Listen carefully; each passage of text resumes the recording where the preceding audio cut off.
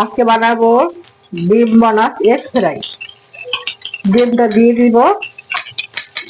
এখন ডিমটা ফাটাইয়া লবণ দিয়ে দিয়েছি। এখন এর উপর দিয়ে দিব।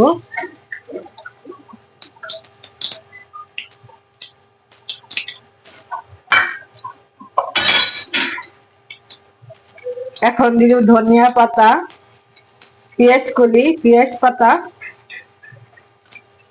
একটু গাজর কুচি, পেঁয়াজ কুচি,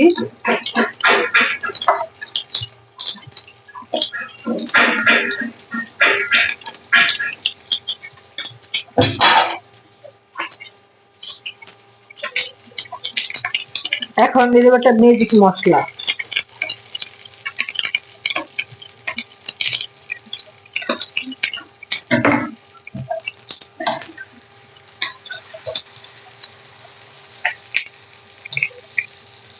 এটা আমার ডিম বোনাস এগ ফ্রাই হয়ে গেছে।